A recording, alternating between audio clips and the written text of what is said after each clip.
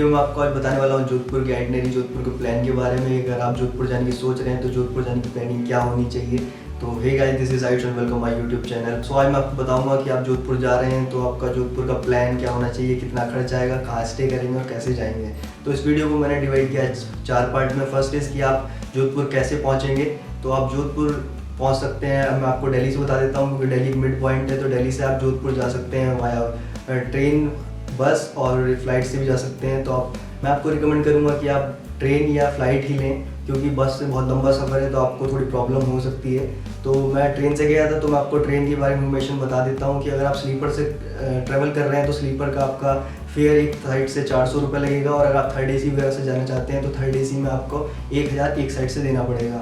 अब बात करते हैं कि अगर आप जोधपुर पहुंच गए तो आप कहाँ स्टे करेंगे। तो आप जोधपुर में स्टे करने के लिए बहुत सारे ऑप्शंस हैं। आप सस्ता महंगा आपको सब मिल जाएगा। महंगे की बात करूँ तो आप बहुत ज़्यादा लग्जरी भी करना चाहें तो आप वहाँ कर सकते हैं, क्योंकि वहाँ उम्मेद पैलेस है जिसका एक दिन का खर्च आपका लगभग 35 से 40 हज़ार रुपये है। अगर आपके पास ज़्यादा पैसा है तो आप उम्मेद पैलेस में भी स्टे कर सकते हैं। मैं एक बजट ट्रैवलर हूँ तो मैं चीपेस्ट की बात करता हूँ, तो मैं आपको चीपेस्ट बता देता हूँ। वहाँ आपको मिनिमम 600 रुपये में भी आपको होटल अवेलेबल हो जाएगा। होम स्टे है, जो एक सांगरीला करके एक होम स्टे है बेसिकली। तो आप वहाँ स्टे कर सकते हैं। 600 रुपये पर डे के हिसाब से आपको वो मिलेगा। उसकी इन्फॉर्मेशन जितनी भी है, नेम, आपका कॉन्टैक्ट नंबर, डिटेल वगैरह मैं डिस्क्रिप्शन बॉक्स में शेयर कर दूंगा। आप वहाँ जाके चेकआउट कर सकते हैं और जाना चाहें तो आप वहाँ पे स्टे कर सकते हैं। तो 600 रुपये पर डे के हिसाब से आपको वो मिल जाएगा, और महंगे में तो आपको बहुत सारे ऑप्शन है ही हैं। अब बात करते हैं कि आप अगर जोधपुर जा रहे हैं तो जोधपुर में आपको कहाँ कहाँ घूमेंगे, क्या क्या प्लेसेस वहाँ पर घूमने की हैं। तो फर्स्ट डे में मैं आपको ऑप्शन बता देता हूँ। इसमें आपको 3 डेज़ और 2 नाइट्स के हिसाब से मैं आपका पूरा इसमें एक टूर बता देता हूँ। फर्स्ट इज मैं आपको बता देता हूँ, इसमें जोधपुर में जो बहुत फेमस फोर्ट है, जो आपको पूरे जोधपुर के आपके चारों तरफ से दिख जाएगा। आपको जोधपुर में कहीं भी आप हैं तो आपको वो फोर्ट दिखेगा, क्योंकि बेसिकली एक पहाड़ पे बना हुआ है तो आपको चारों तरफ से दिखता है वो। उसका नाम है मेहरानगढ़ फोर्ट। तो मेहरानगढ़ सबसे मेन अट्रैक्शन पॉइंट है टूरिस्ट के लिए।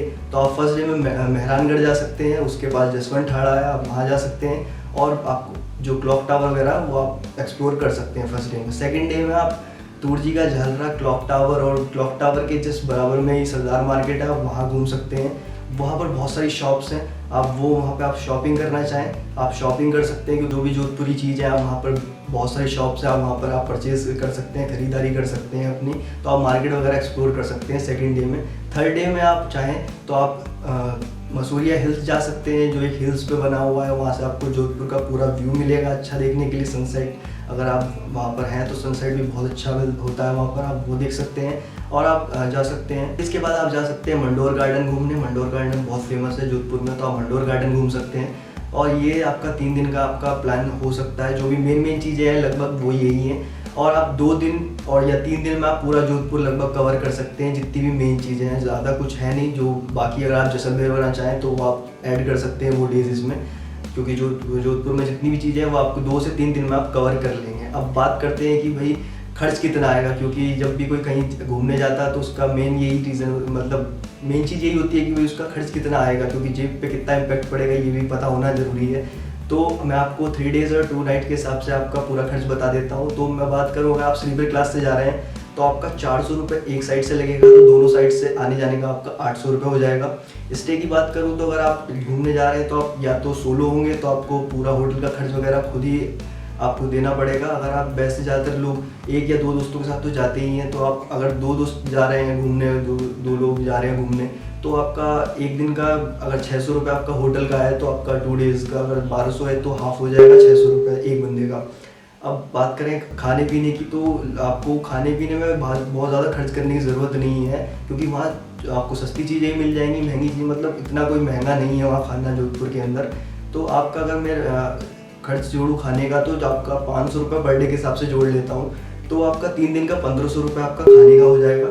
अब बात करें आप अगर आप जोधपुर के अंदर गए हैं तो आप कहाँ वहाँ घूमेंगे कैसे, कि मतलब आपका ऑटो वगैरह का खर्च, बस वगैरह का खर्च, आप मतलब टैक्सी वगैरह करते हैं तो आपका कितना खर्च आएगा। तो मैं आपको रिकमेंड करूँगा कि अगर आप जोधपुर जा रहे हैं तो आप वहाँ जाके एक स्कूटी रेंट पे ले सकते हैं, जो आपको ईजिली 350 रुपये में अवेलेबल हो जाएगी, जिसमें अगर आप 300 रुपये का पेट्रोल डलवाते हैं तो आप 2 दिन आराम से घूम पाओगे अकॉर्डिंग टू मी। तो अगर आप चाहें तो आप वो ले सकते हैं, जिसमें अगर आप 2 बंदे हैं तो आप उसका भी हाफ हो जाएगा। तो अगर 350 रुपये आपका स्कूटी का रेंट, 300 रुपये आपका पेट्रोल का खर्च है, तो आप 600 मतलब आपका हाफ 300 रुपये मैं लगा लेता हूँ एक बंदे पर आप बेयर करना पड़ेगा। तो ये आपका प्लान हो सकता है अगर आप जोधपुर जा रहे हैं घूमने। तो अगर मैं टोटल की बात करूँ तो आपका आने जाने का दिल्ली से जोधपुर 800 रुपये, आपका खाने का खर्च 1500 रुपये, और आपका होटल में रुकने का 2 नाइट्स का आपका पड़ेगा 600 रुपये, और आपका वहाँ घूमने का खर्च जो आएगा वो आपका एक बंदे का 300 रुपये। अगर मैं टोटल करता हूँ तीनों चीज़ों को तो आपको 3200 रुपये में आप जोधपुर घूम सकते हैं। ये आइटनरी प्लान, ये खर्च और आप कहाँ घूम सकते हैं इस वीडियो में मैंने आपको बता दिया है। जो इस वीडियो को देख रहा है अगर इसमें कुछ और चीज़ ऐड करना चाहता है तो प्लीज़ कमेंट करके बता सकता है, ताकि वो चीज़ इन्फॉर्मेशन मेरे को भी मिले और बाकी जो इस वीडियोस को देख रहे हैं या उस कमेंट को पढ़ रहे हैं उन लोगों तक वो इन्फॉर्मेशन पहुंच सके। तो ये जो भी प्लान पूरा मैंने आपको बताया, ये अकॉर्डिंग टू मी जो मैंने ऑब्जर्व किया जो चीज़ों को, उसके अकॉर्डिंग मैंने आपको बताया है। अगर आपको कुछ और इसमें ऐड करना है तो प्लीज़ आप कमेंट कर सकते हैं, और वीडियो पसंद आई हो तो प्लीज़ वीडियो को लाइक कर देना, शेयर कर देना, और चैनल पर नए हैं तो प्लीज़ सब्सक्राइब कर देना।